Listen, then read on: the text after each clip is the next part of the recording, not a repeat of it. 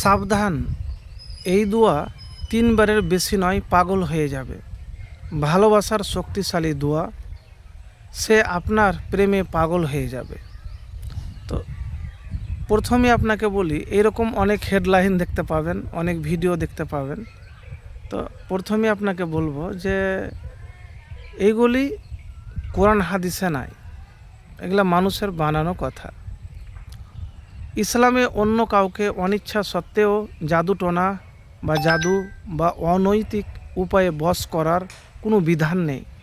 এটি গুনাহের কাজ, কাবিরা গুনহা। যে করে সে মুসলমান থাকে না। তবে আল্লাহর কাছে দোয়া করার মাধ্যমে কারো ভালোবাসা পাওয়া বা মনোমালিন্য দূর করার আমল রয়েছে। যদি কেউ আপনাকে ইগনোর, উপেক্ষা করে, না ভালোবাসে, স্বামী স্ত্রীর মধ্যে কোনো প্রেম ভালোবাসা নাই, বিচ্ছেদের কাছাকাছি চলে এসেছে, তো সম্পর্ক পূর্ণ উদ্ধার বা সংসার টিকিয়ে রাখার জন্যে বা নেক নিয়াতে কাউকে পাওয়ার জন্যে এই আমলগুলি, পদক্ষেপগুলি অনুসরণ করতে পারেন। প্রথম, আল্লাহর সাহায্য প্রার্থনা।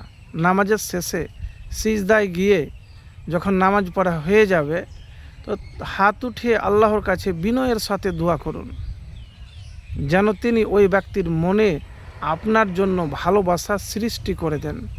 সূরা বাকারার শেষ 2 আয়াত নিয়মিত প্রত্যেক দিন ঘুমানোর আগে আপনি পাঠ করবেন। পাঠ করার ফজিলত হলো অনেক, যা মানসিক প্রশান্তি, সমস্যা থেকে মুক্তি দেয়। সলাতুল হাজাত, কোনো বিশেষ উদ্দেশ্য পূরণের জন্য 2 রাকাত সলাতুল হাজাত, হাজতের নামাজ পড়ে আল্লাহর কাছে দোয়া করা সুন্নাত। তারপরে ব্যবহারের পরিবর্তন। ইসলামিক দৃষ্টিকোণ থেকে সুন্দর আচরণ এবং ধৈর্যের মাধ্যমে মানুষের মন জয় করা সবচেয়ে উত্তম উপায়। সালাম আদান প্রদান। হাদিস অনুযায়ী পারস্পরিক সালাম বিনিময় করলে মানুষের মধ্যে ভালোবাসা বৃদ্ধি পায়। কাউকে বাধ্য করতে কোনো কবিরাজ বা জাদুটোনার আশ্রয় নেওয়া শিরিক এবং কাবিরা গুনহা। এগুলা কাজ করবেন না, এগুলো হলো শিরিক, কাবিরা গুনহা। তাই কেবল জায়েজ পন্থায় আল্লাহর কাছে দোয়া করুন, আল্লাহর কাছে চান। তো প্রিয় ভাই, যদি ভিডিও ভালো লাগে তো অবশ্যই কি করবেন, মানে একটা ভিডিও করতে অনেক কষ্ট তো হয়, তো একটু শেয়ার করে দেবেন, অন্যজনকে পৌঁছে দেবেন। অনেক উপায় রয়েছে যেগুলো আপনারা দেখতে পাচ্ছেন।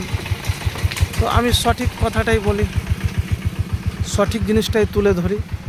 তো প্রিয় ভাই, যদি আপনার নেক নিয়ত থাকে, উদ্দেশ্য নেক থাকে, সৎ, আপনি ইমানদার, মুত্তাকি, পরহেজগার, ধৈর্য রাখতে পারেন, আল্লাহর কাছে শুকরিয়া আদায় করতে পারেন, তাহলে